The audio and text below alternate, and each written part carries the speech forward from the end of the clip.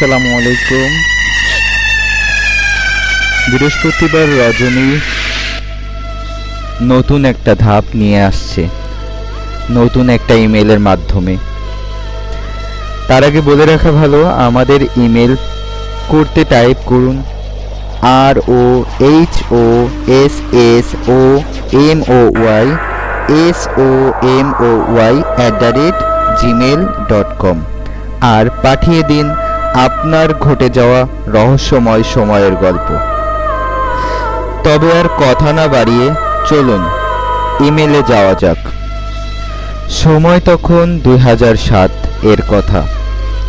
অবস্থানটি ছিল যশোর শহরের কোনো এক অঞ্চলের কথা, নামটি ব্লাঙ্ক রাখার অনুরোধ ছিল। রাত তখন 1:15। আমি তখন ঘুম ভেঙে উঠছিলাম বাথরুমে যাওয়ার জন্য।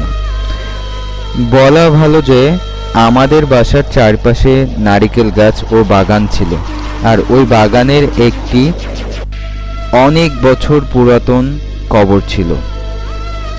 কেউ সেখানে তেমন চলাচল করতো না রাত হলে। কেন, তার উত্তর এখনো পাইনি। আচ্ছা, আবার ফিরে যাই। তখন বাথরুমে যাওয়ার সময় বলে রাখা ভালো, আমাদের শোয়ার ঘর থেকে বাথরুম গোসলখানা একটু দূরে।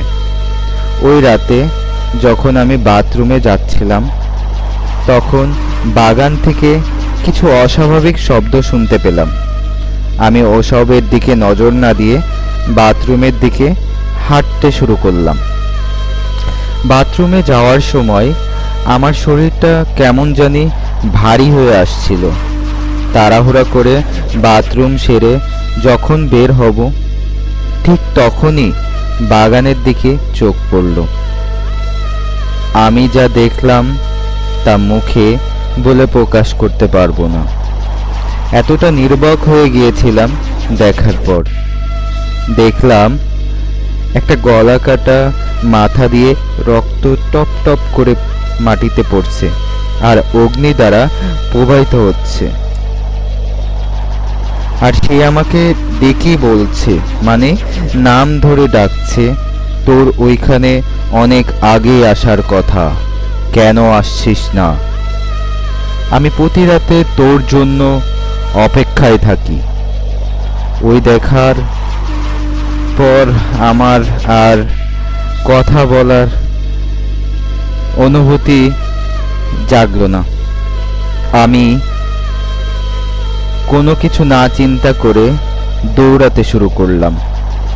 দৌড়াতে দৌড়াতে আমি হাঁপাচ্ছি তখন বুঝতে পারলাম আমার রাস্তা শেষ হচ্ছে না, কিন্তু আমি দৌড়ে যাচ্ছি। অনেকক্ষণ দৌড়ানোর পর ক্লান্ত হয়ে আমি অজ্ঞতা অবস্থায় পড়ে থাকলাম। সকালে ঘুম থেকে উঠে দেখি আমি আমার বিছানায় শুয়ে আছি। শরীরটা প্রচণ্ড কাঁটাতারের মতো ব্যথা করছে। খালা ফুপুরা আমাকে অনেক ওষুধ খাওয়ায়ে আমাকে সুস্থ করার চেষ্টা করছিল, কিন্তু আমি যেন অন্য কোনো জগতের দিকে হাঁটছিলাম। আমি আমাকে খুঁজে পাচ্ছিলাম না, আমি কাউকে চিনতেও পাচ্ছিলাম না। পরবর্তী ঘটনাটি দ্বিতীয় পর্বে আমার সেই অদ্ভুতকর সময়ের গল্পটি জানাবো। আমাদের সাথে থাকার জন্য অনুরোধ করা হইল। আজকের মতো ধন্যবাদ। শুভ বৃহস্পতিবার রজনী। আসসালামু আলাইকুম।